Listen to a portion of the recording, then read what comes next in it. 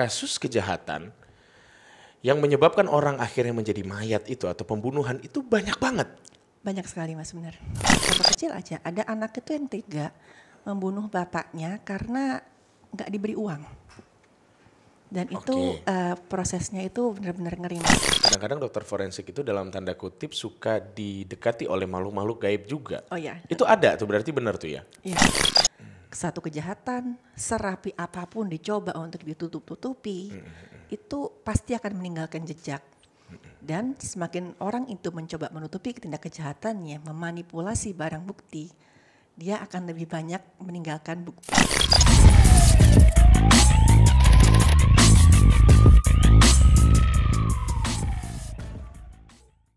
Saya bingung harus openingnya gimana, karena biasanya tuh saya langsung mengajukan pertanyaan. Iya. Tidak ada perkenalan dok. Cuman untuk kali ini saya nampaknya harus lebih berhati-hati. Karena saya tidak tahu apa yang sedang dilihat oleh dokter itu sendiri. Oh ya. Sebelum kita sampai ke sana, yang mau aku tanyain adalah profesi dari dokter forensik ini sepertinya elektabilitasnya meningkat setelah dokter muncul di beberapa tempat ya? Oh ya, alhamdulillah Mas. Seberapa menyenangkannya sih sebenarnya menjadi dokter forensik? Kan banyak dokter yang lain gitu. Kenapa harus yang ngeri-ngeri gitu? Yang menariknya itu karena kalau dokter forensik, itu pasiennya nggak bisa bohong Mas. Ya, nggak bisa bohong dan nggak bisa nafas. Iya. Iya, betul. Kalau misalkan gitu, saya nanganin pasien, taruhlah pasien hidup gitu. Misalkan taruhlah dia sakit tenggorokan. Masih bisa ngeles lah saya dia. tanya, enggak dok saya nggak makan es, saya apa. Ya. Tapi ini nggak bisa bohong sama dokternya. Iya, betul sekali. Aduh, jadi total itu udah berapa tahun dok di dunia kedokteran forensik ya? Bukan dari awal jadi dokter ya? Udah berapa tahun? Kalau sebagai dokter spesialis forensiknya itu saya lulus spesialis tahun 2019. Tapi sebelumnya itu dari tahun 2012 waktu saya lulus dokter, itu saya sempat magang di instalasi forensik salah satu rumah sakit di Jakarta. Oke. Terus saya sempat pindah-pindah juga ya dari beberapa kota, beberapa rumah sakit di bagian forensik juga. Nah, sampai saya pendidikan di Fakultas Kedokteran Undip di Semarang. Bagian spesialis Bagian forensik. spesialis forensik. Oke. Nah, pertanyaan saya tadi, seberapa menariknya forensik untuk dokter? Oh, kalau buat saya tuh seru. Karena kita ini mengaplikasikan ilmu kedokteran nih yang saya udah pelajarin untuk kepentingan peradilan. Jadi kita menjadi suara bagi mereka yang nggak lagi bisa bersuara. Wah, itu keren banget itu. Iya. Menjadi suara untuk mereka yang tidak lagi bisa bersuara. Iya. Tapi mohon maaf ya dok ya, kalau kita berbicara mengenai forensik ini tuh ke bawah-bawahnya variabelnya banyak banget. Bahkan variabel-variabel yang banyak ini terkadang harus kita jaga supaya dalam tanda kutip nggak bocor ke beberapa pihak yang nggak penting, nggak harus tahu, ibaratnya begitu kan. Nah, ada pertentangan batin nggak di sana? Ketika misalkan dokter sebagai dokter spesialis forensik, kemudian ada yang ini harusnya gue kasih tahu nih, ini harusnya gue kasih tahu, tapi karena wilayahnya memang kayaknya, tapi ini nggak boleh tahu deh. Nah, ada pertentangan batin nggak di situ antara gue harus ngomong ceplas-ceplos di sini sama ada yang harus gue jaga gitu. Sempat ada pertentangan batin atau sampai sekarang masih begitu? Oh enggak, karena setiap kali saya meriksa jenazah, itu saya tahu misalkan saya nemu ya ada kekerasan seperti ini, saya nemu misalkan racun di tubuhnya jenazah ini gitu. Saya tahu kemana saya harus melaporkan hasil temuan saya itu. Paham. Jadi laporan harus itu ke pihak yang berwenang. Iya. Jadi laporan itu full sejujur-jujurnya, yaitu apa yang diperiksa dilaporkan ke pihak yang berwenang tadi. Apa adanya. Ngeri juga ya. Aku jadi penasaran, pengen tahu backgroundnya dokter sewaktu kecil. Siapa tahu kita bisa menganalisa kenapa akhirnya dokter memilih jalur yang dalam tanda kutip agak nyeremin ini. Ya. Nah, waktu kecil emang suka nonton ada film-film detektif gitu-gitu jangan-jangan? Kalau film detektif itu justru baru mulai nonton waktu saya masuk kedokteran, itu film CSI. Aku juga nonton tuh di HBO ya, bener ya kalau salah bener ya. Oh gitu. Terus saya kan tertarik gitu, ini kok ternyata bisa ya gitu ilmu kedokteran itu dipakai buat membantu mereka yang nggak lagi hidup itu untuk mendapatkan keadilan. Berarti waktu masuk kedokteran pertama bukan ke sini arahnya? Waktu itu belum, karena kan masih belum ada gambaran saya masuk kedokteran. masuk spesialis apa ya anaknya ya, gitu sambil nyari-nyari kan. Terus waktu saya ngeliat si saya ini kok kayaknya seru ya gitu. Nah cuman kan saya tahu Mas yang kelihatan di TV belum tentu sama dengan yang di lapangan. Jadi saya nunggu sampai koas. Ternyata waktu di koas itu ternyata menarik banget gitu. Dan saya makin yakin. Oke. Yang bikin waktu itu triggernya makin yakin, oh ini menarik, oke gue makin yakin. Boleh tahu nggak apa Dok? Oh ya, karena dulu yang ngajar saya itu mungkin Mas Gilang pernah tahu itu ada Dokter Slamet Purnomo sama Dokter Arif Wahyono. Beliau itu udah sering mungkin beberapa kali TV ya. Ya berseliweran beliau ya. Betul. Beliau itu ngajar dan waktu teori itu saya udah tertarik. Dan waktu saya koas itu terus juga setelah koas beberapa kali ngeliat beliau ini maju di persidangan. Dan beliau ngasih keterangannya itu ya dengan yakin dengan apa yang beliau periksa ditambah dengan ya keilmuan beliau lah yang sebaik-baiknya. Dan saya makin jujur kagum dengan beliau-beliau ini. Dan ya setelah itu ya saya makin yakin lah memang saya pengen masuk ke spesialis tempatnya forensik. Di situ ya. Tapi kan maaf ngomong saya juga nggak terlalu ngerti ya. Karena mungkin wilayahnya yang dalam tanda kutip harus ketemu apa ya sebutannya mayat gitu kan ya, harus mengidentifikasi mayat itu seperti apa.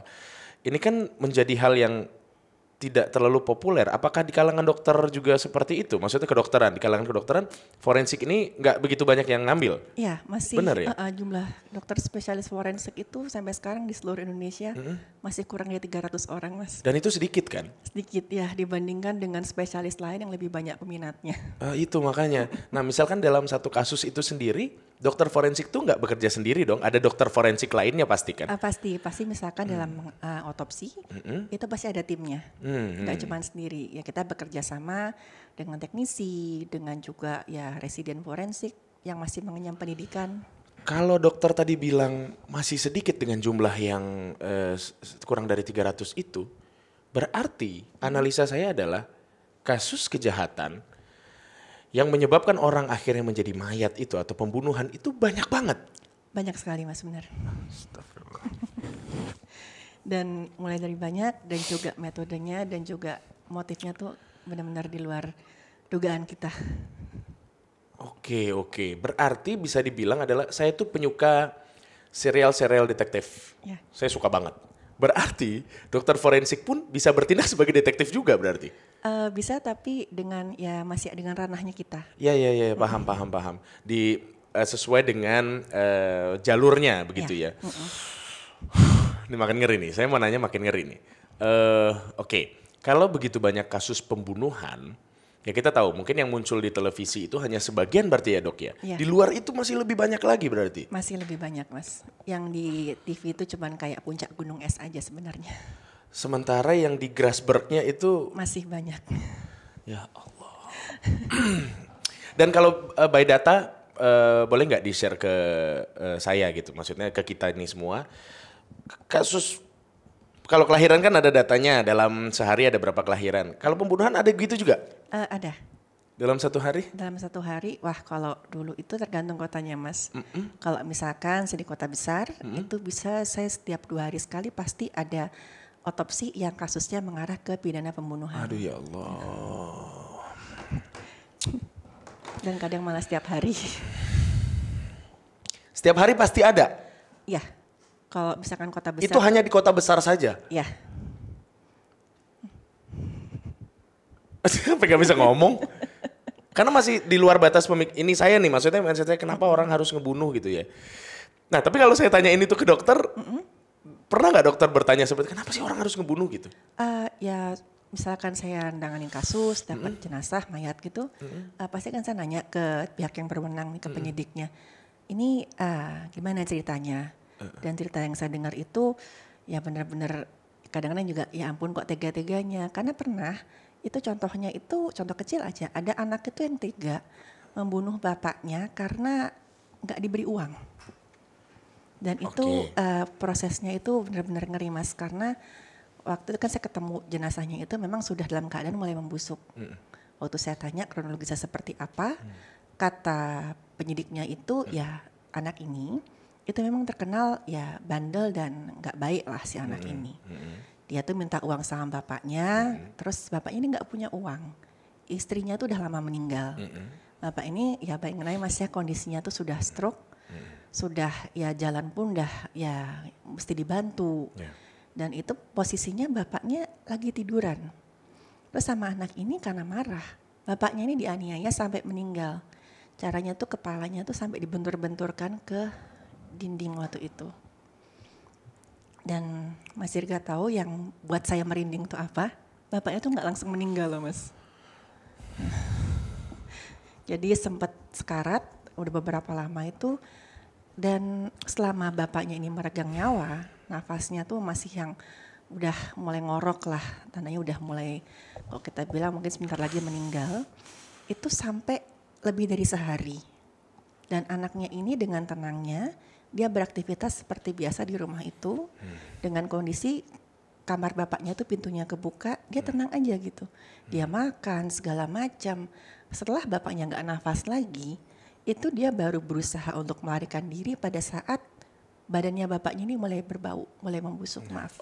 Berarti selama meregang nyawa tuh anaknya ada di sampingnya itu? Iya, katanya tuh ya dari waktu ditanya kan dapat pelakunya. Diinterogasi gitu cuman sempat ditengok terus pergi lagi gitu. Dan waktu saya periksa bagian kepala, itu tipe cedera kepalanya memang sebenarnya tuh kalau dibawa ke rumah sakit saat itu masih bisa ketolong. Mas. Dan ini ya saya lihat dengan penumpukan begitu banyak perdarahan, ini terjadinya pasti pelan-pelan gitu. Dan bapak ini bisa dikatakan meninggalnya pelan-pelan lah gitu. Tapi kan itu menyiksa karena ya. Oke. Yang mau saya tanyain adalah, saya berat sebenarnya tuh, cuman yang mau saya tanyain adalah, jadi kan anak itu tertangkap kemudian diinterogasi kan. Nah kemudian dari statement anak itu nanti kan berarti akan coba untuk diverifikasi lagi oleh dokter kan. Benar atau tidak nih penjelasan dari dia gitu. Dan apa yang dibilang sama anak itu ternyata melalui hasil otopsi betul. Dan dia sempat ngelak loh Mas. Sempat mengaku bapaknya ini memang sudah sakit lama dan saat itu ya dia nggak tahu bapaknya sakit gitu. Tapi ternyata waktu saya ketemu ada kekerasan di bagian kepala. Itu ini nggak mungkin nih karena lanjutan dari penyakit stroke lamanya ini. Tipe pendarahannya kan beda. Dan juga ada luka bekas kekerasan tumpul, luka memar di bagian kepala. Itu ya waktu akhirnya didesak, ternyata memang dibenturkan kepalanya sama anaknya ini. Pertanyaan saya berikutnya adalah begini. Maaf ya kalau saya salah nanya ya, cuman yang mau saya tanyain adalah ketika otopsi itu dijalankan, ada nggak kemungkinan untuk ada kesalahan berapa persen gitu dari proses pemeriksaan atau proses otopsi itu oleh dokter forensik? Ada nggak kemungkinan ada persentase kesalahan? Ya namanya kemungkinan salah pasti ada, tapi makanya itu pentingnya saat kita otopsi itu kita harus teliti. Jangan sampai kita kelalaian karena ini tuh nanti akan berpengaruh loh nanti ke peradilannya. Makanya dalam otopsi itu kita selalu bekerja sebisa mungkin dalam tim. Jadi saling mengingatkan untuk meminimalisir kemungkinan terjadinya kesalahan ini. Kalau maaf ngomong tadi almarhum bapak yang itu, proses otopsinya tuh bisa berapa lama itu dok? Waktu itu proses otopsinya karena mungkin penyebabnya sudah jelas Mas, itu sekitar 4 jam waktu itu kita otopsi. Itu yang untuk alasannya sudah jelas dan sudah diberikan statement oleh sang pelaku sendiri ya, walaupun sempat mengelak. Sempat mengelak ya. Pernah ada kasus yang ini nggak ada mau ngejelasinnya kayak gimana, nggak ada pelakunya siapa gitu-gitu, berarti itu akan memakan waktu lebih lama lagi?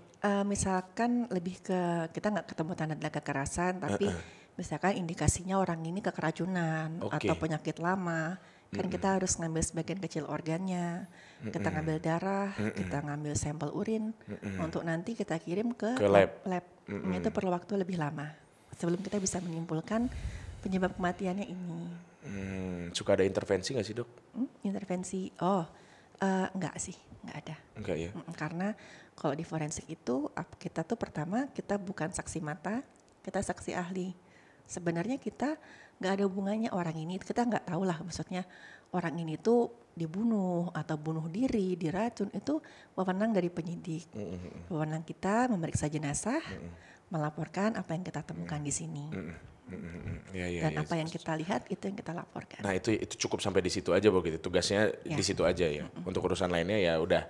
Nah kasus apa boleh diceritain nggak sih dok yang tadi, atau mungkin sampai sejauh ini yang menurut dokter kayaknya ini paling sulit gitu dari kacamata atau sudut pandang dokter Stephanie sendiri. Kasus apa dok yang paling sulit?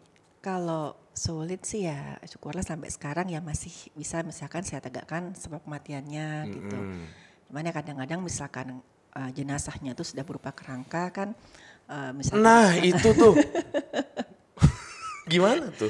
Ya kalau jenazah sudah berupa kerangka itu yang namanya kulit, terus juga organ dalam itu kan kebanyakan udah nggak bisa dinilai.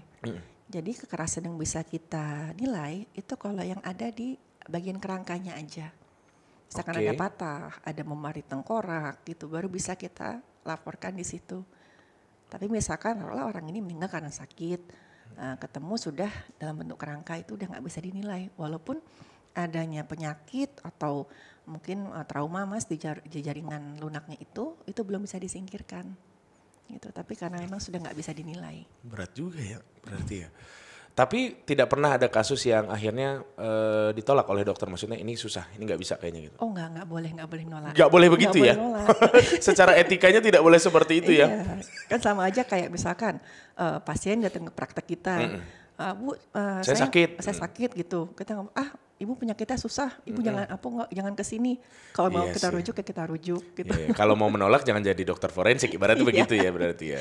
Paling ya misalkan perlu dirujuk ya dirujuk, misalkan kita ambil ke lab atau gimana. Gitu. Itu kalau yang udah apa namanya tadi, udah tinggal kerangka, itu bisa lebih panjang lagi berarti prosesnya ya dok ya, karena harus cari identitasnya biasanya mas. Ya itu gimana?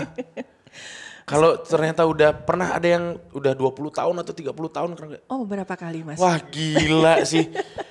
Pernah, yang sudah betul-betul kerangka yang jaringan lunaknya itu udah bersih. Betul-betul aduh, betul-betul tinggal kerangka kayak di lab biologi gitu tuh. Iya. Tapi nggak secakep yang lab biologi ini masih warna-warnanya. Pernah berarti dan ketemu gitu, setelah ditelusuri ketemu? Ada yang ketemu, ada yang enggak, karena ada yang keluarganya enggak ngelapor. Gitu.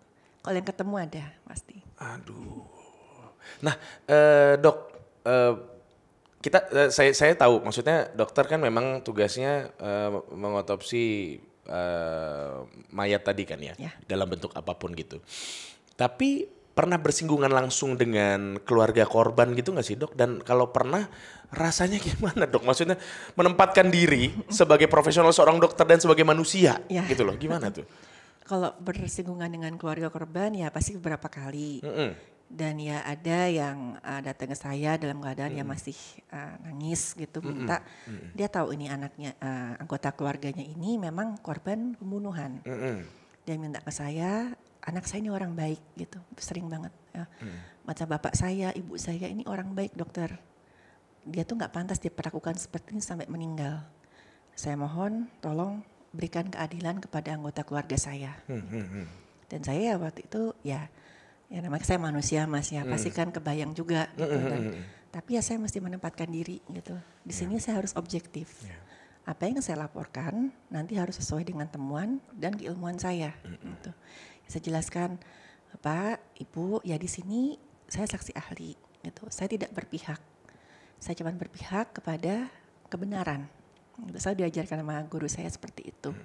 Dan mari kita berdoa, semoga nanti kasus ini ya dapat penyelesaian yang paling baik dengan adil. Dan kalaupun ya misalkan taruhlah yang nggak ketahuan lah. Pernah juga beberapa kali mas, ada jenazah. Kondisinya masih bagus, jelas-jelas ada tanda penganiayaan, tapi identitas nggak ketemu dan pelakunya nggak ketemu.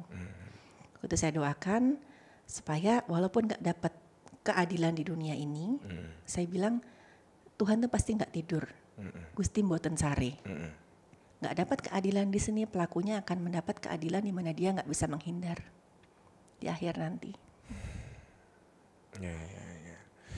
Ya itu mungkin jawaban terbaik tapi belum tentu bisa diterima oleh semua orang sih Ya. sebenarnya. Karena kan tadi ya yang namanya hidup berdampingan, kemudian mungkin di rumah atau mungkin di luar teman-teman kita sering ngobrol sama kita dan ini orang baik terus ya betul tadi ketika ada yang bilang ini orang baik dia nggak pantas gitu-gitu tuh. Dan sebenarnya itu Mas yang paling susah kalau ada keluarga datang ke forensik bahwa selebaran yang nyari anaknya. Ya Allah.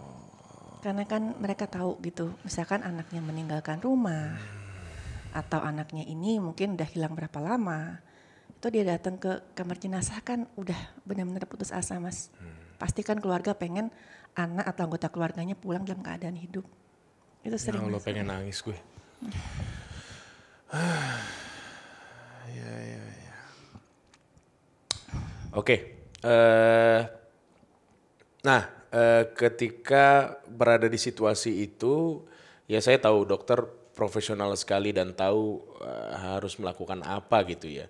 Pernah nggak sih dok? Tapi begini, saya nggak tahu karakter dokter asli seperti apa. Sebagai manusia saya ingin bertanya, ketika melakukan proses otopsi, dokter itu merinding sendiri atau sampai nangis sendiri atau sampai marah sendiri? Kenapa sih? Kenapa? Itu ada begitu nggak? Ada begitunya nggak? Beberapa kali misalkan korbannya anak-anak. Karena itu di luar gimana ya Mas? Ada juga anak itu dianiaya itu oleh ya kadang orang tuanya, kadang pernah juga kejadian itu oleh teman dekat dari orang tuanya ini. Karena sebenarnya itu masalahnya sepele, kadang anak ini rewel, kadang anak ini ya dianggap mengganggu, lalu dianiaya sampai meninggal.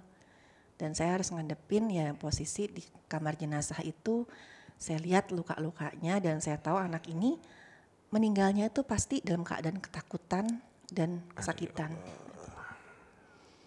Gitu Mas. Dan maksudnya saya pikir kok ada yang tega seperti ini, tapi ya mau nggak mau harus saya hadapin Mas. Harus saya otopsi walaupun ya saya cuman ya mendoakan aja Mas. Dok, sumpah ini ruang interogasi terberat yang pernah saya lakukan ini dok. Karena saya harus menahan diri saya untuk tidak emosional, Ya. tetap bersikap profesional dengan dokter. Tapi kalau saya harus memilih bidang pekerjaan seperti yang dokter jalankan, saya akan bilang saya tidak sanggup. Saya nggak sanggup gitu. Oke. Nggak apa-apa ya dok, kita hentikan bahas kesananya dulu ya. Nggak apa-apa. Seenggaknya secara gambaran saya sudah bisa paham gitu. Iya. Nah, yang mau saya tanyain juga adalah apakah dengan dokter menjadi dokter forensik, kan ada yang bilang begini, kalau kita berada di lingkungan penjual parfum maka kita akan wangi seperti penjual parfum itu. Iya. Kalau di antara lingkungan petugas yang menangani sampah kita juga akan baunya seperti sampah. Itu ada yang menganalogikan seperti itu. Apakah ketika dokter sering melihat mayat kemudian mengautopsi, rasa takut dan empati itu ada hilangnya nggak? Oh enggak, maksudnya takut ya pasti saya manusia pasti ada rasa takutnya Oh Mas. tetap ada rasa takutnya juga? Misalkan ya menghadapi keadaan yang saya tahu masih saya nggak bisa mengendalikan, itu kan pasti ada rasa gentar juga gitu. Tapi kalau dalam Situasi yang otopsi, tidak dikendalikan, seperti apa? Bukan dari korban dong? enggak di luar forensik. Oh di luar forensik, oke. Tapi kalau misalkan di ruang forensik, saya menghadapi jenazah, saya mengotopsi, itu kan saya ingatnya niat saya baik. Saya ingin menolong ini pasien saya, mereka walaupun sudah meninggal dan tidak bisa dihidupkan lagi, tapi mereka berhak mendapat keadilan dan juga keluarganya. Itu niat saya dan dengan keilmuan saya yang sebaik-baiknya ya saya jalanin. Karena ya sekarang ini saya kenapa nggak mau terlalu dalam karena saya aja kalau misalkan diliatin orang ini ada video kecelakaan itu saya skip itu dok. Saya nggak berani, bener jujur demi Allah saya nggak berani. Nah dokter pasti menangani yang maaf ngomong bentuknya bermacam-macam pasti kan di situ ya. Mulai dari yang utuh sampai dengan tadi tinggal kerangka gitu. Nah hemat pemikiran saya mikirnya apa dokter akan hilang gitu ya maksudnya rasa entah ya udahlah gue kerja nih gitu ya udah gini aja gitu. Oh, enggak Enggak juga tetap. Justru yang namanya empati harus punya Mas. Karena kan Oke. pokoknya dianggap ini pasien gitu. Iya, iya, Walaupun iya, dia nggak bernyawa, bukan berarti ini mohon maaf ya benda mati yang mesti boleh kita apa-apain, tapi tetap permisi dulu, tetap kita, Ibu saya periksa ya, Bapak saya periksa, ya permisi. Kenapa gitu. begitu? Apakah dokter percaya bahwa dari alam goib pun mereka tetap melihat atau gimana? Kenapa dokter harus ngomong begitu? Kalau saya lebih ke kemanusiaan sama etik aja Mas, karena bagaimanapun ini dulunya orang yang hidup dan ini manusia gitu. Tetap harus kita permisi, ya tetap kita harus minta izin dulu, kita doakan dulu sebelum sudah otopsi. Karena saya menganggap kalau yang namanya otopsi itu kayak operasi tapi pada orang yang sudah meninggal. Gitu Mas. Jadi ya tetap harus minta izin. Kalau buat saya alasannya lebih ya itu tadi.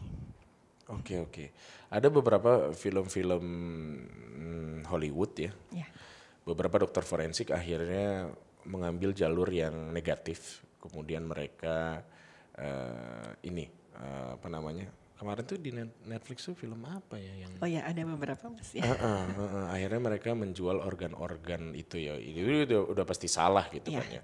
Nah, bisa nggak sebagai kalau orang awam mungkin bingung membedakannya. Tapi sebagai dokter yang benar-benar insya Allah lurus jalannya, bisa nggak menganalisa ini dokter forensik ini nih kayaknya agak aneh nih.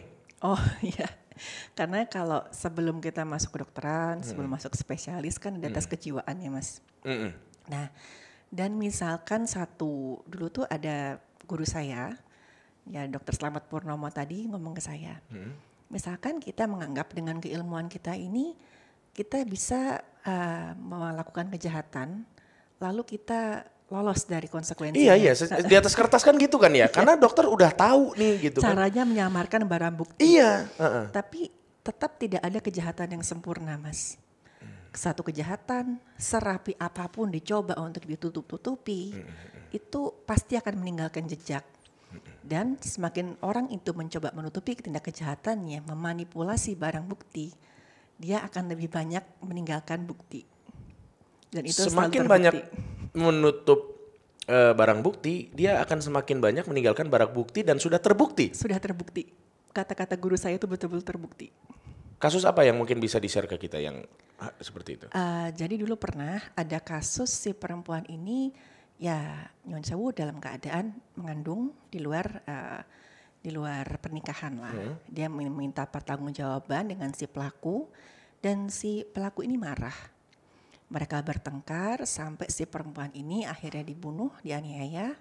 Dan si pelaku ini mencoba menyeting, waktu itu kan kondisinya memang di kamar, di satu kamar Mas ya, supaya seakan-akan sakit. Jadi si perempuan ini taruh di tempat tidur dan diselimutin. Dan si pelaku ini bilang kalau si perempuan ini tadi minta izin nih mau tiduran karena sakit sesak napas gitu. Itu kan dia mencoba menutup-nutupi. Dia tuh sampai niat membereskan kamarnya dari sisa perkelahian tadi. Tapi yang dia lupa, waktu berkelahi tadi, tangannya itu luka. Dan itu berdarah. Dan pada saat dia nyelimutin si korbannya ini, ada jejak darah di situ. Dan itu akhirnya ketahuan, dicek, dicocokkan waktu itu golongan darah sampai DNA-nya di selimut itu memang cocok dengan si pelakunya ini. Berarti dari cerita tersebut tidak ada kejahatan yang sempurna. Ya. Jadi kejahatan dalam bentuk apapun sebetulnya bisa terbuka dari analisa dokter forensik. Ya, dan pasti akan meninggalkan jejak baik secara forensik ataupun di luar forensik pun bisa. Di luar apa yang kalau kita kan tubuhnya ini kita periksa gitu. Tapi di luar itu pun kadang-kadang secara nggak sadar si pelakunya ini pasti meninggalkan jejak. Oke. Berarti kalau saya coba ambil dari sisi spiritualnya adalah Tuhan pasti akan memberikan petunjuk untuk manusia membongkar kejahatan-kejahatan itu. Karena pernah Mas ada kasus itu terbongkarnya karena si pelakunya ini dia lupa nggak sengaja minum. Sesimpel itu. Oh, gara-gara dia nggak sengaja minum. Iya. Kemudian DNA-nya bisa dicek dari gelas Jadi atau ceritanya itu kan si pelaku ini itu memang ada konflik. Jadi sini pasti perempuan ini itu ada konflik sama suaminya. Mereka berkelahi, terus si suaminya ini dibunuh sama si perempuan ini.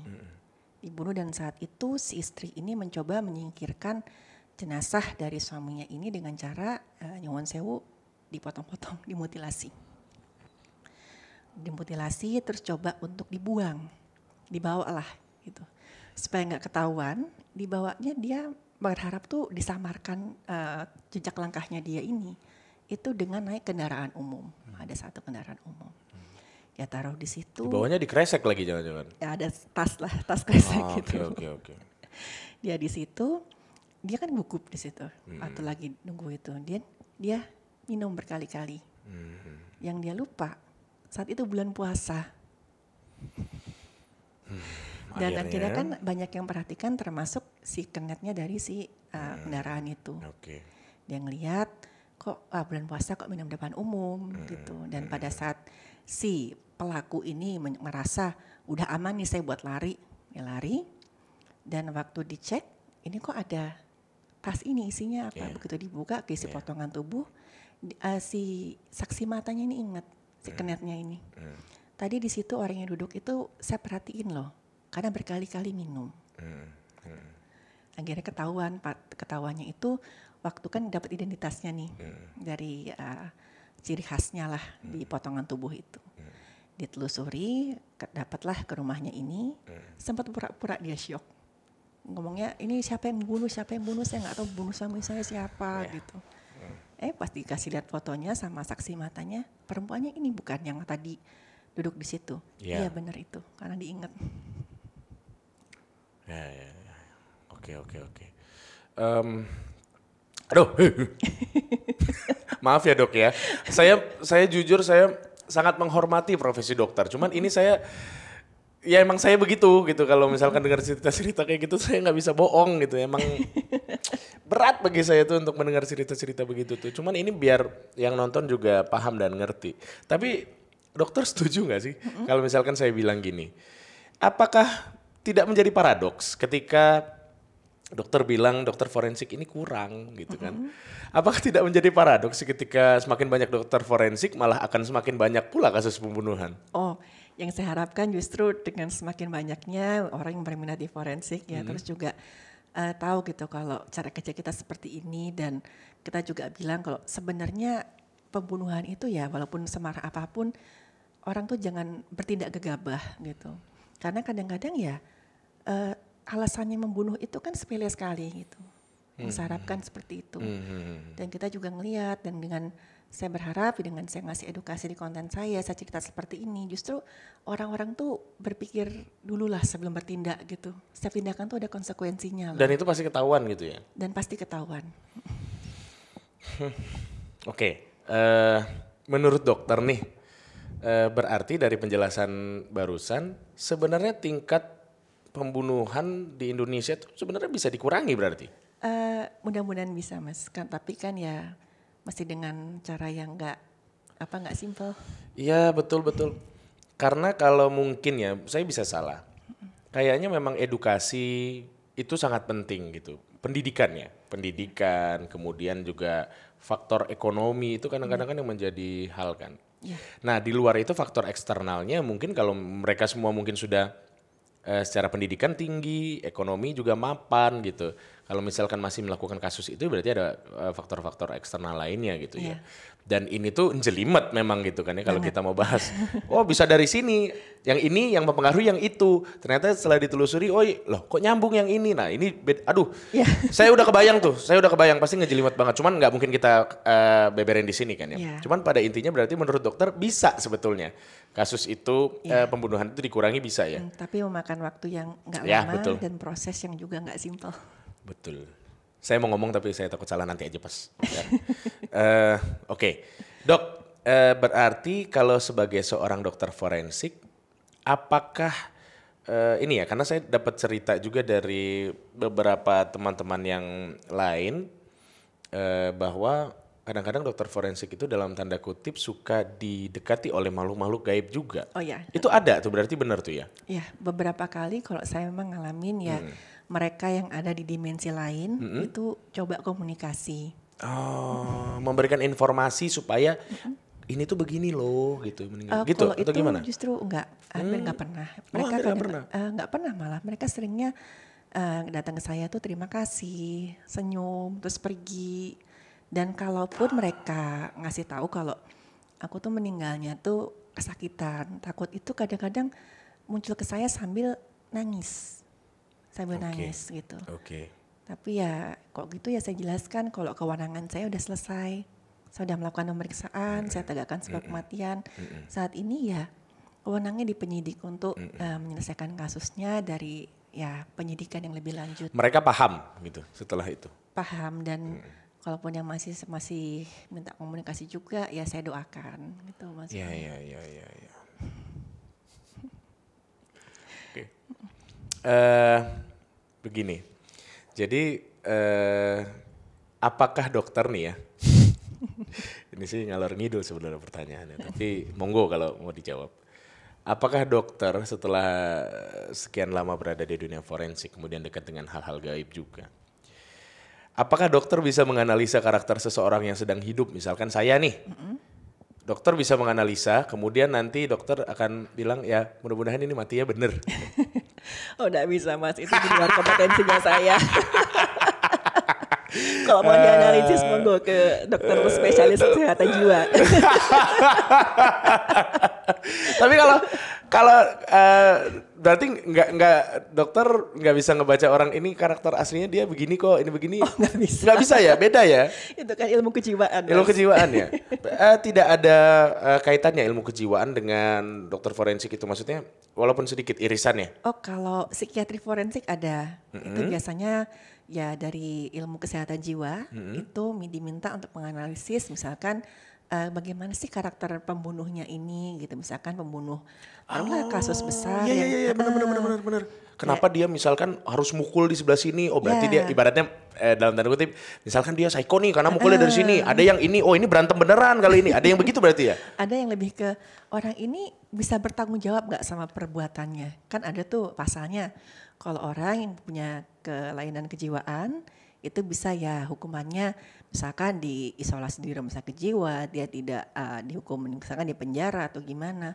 Tapi kan mesti dilihat dulu sakit jiwanya ini apa gitu. Ya, karena setiap pembunuh pasti punya penyakit kejiwaan, tapi kadarnya berarti maksudnya itu atau gimana? Lebih ke gimana ya, penyakit kejiwaannya ini benar-benar membuat dia nggak bisa bertanggung jawab sama perbuatannya, atau dia saat melakukan itu dia sadar dan bisa bertanggung jawab, gitu. Itu dianalisis dengan psikiatri forensik.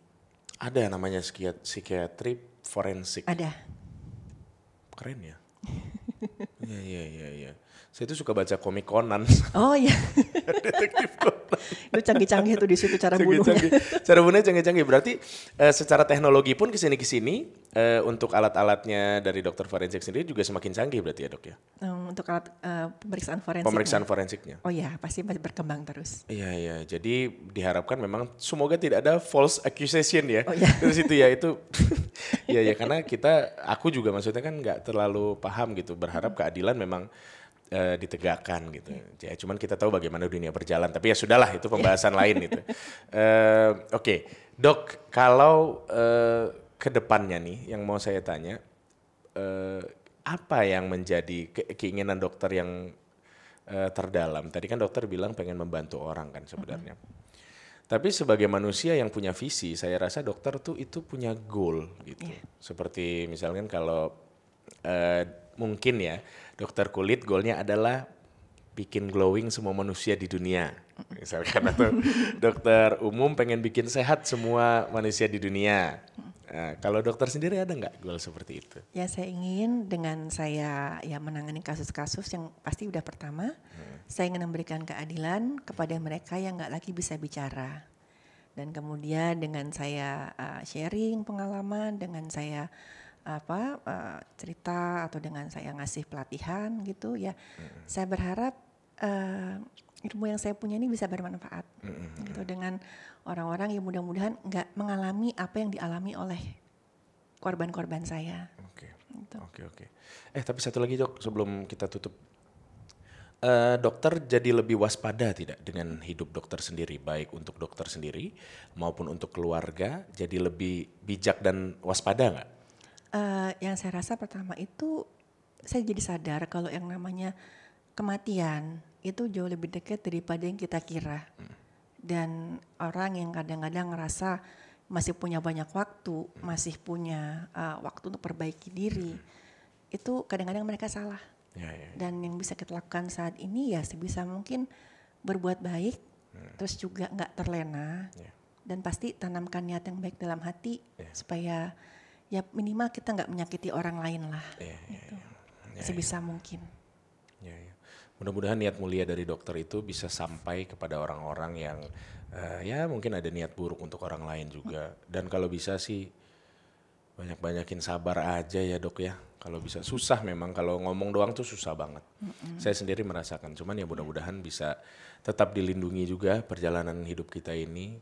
Supaya ketika kita nanti menghadapnya tidak dengan kematian yang dalam tanda kutip mengenaskan, mudah-mudahan meninggalnya enak gitu kan. Dalam artian manusia tuh enaknya adalah ya bisa pamit, bisa kalau saya Islam saya bisa mengakhiri hidup ini dengan kalimat tauhid, itu kan harapannya mudah-mudahan begitu. Oke. Dokter, ada lagi yang mau disampaikan? Selain itu sudah cukup? Saya terima kasih banget. Dokter udah jauh-jauh datang ke sini. Dan saya juga maksudnya mohon maaf kalau ada kurang-kurang dalam bertanya. Karena jujur saya tadi tuh mau nanya lebih dalam lagi tapi udah mundur duluan gitu loh. Udah gak berani mendengar cerita secara detail tentang apa yang dokter jalani selama ini. Jadi mohon maaf untuk itu. Sehat-sehat buat dokter. Makasih Terima Mas, kasih banyak. sehat-sehat juga. Terima kasih sudah mau datang ke ruang interogasi. Makasih ya.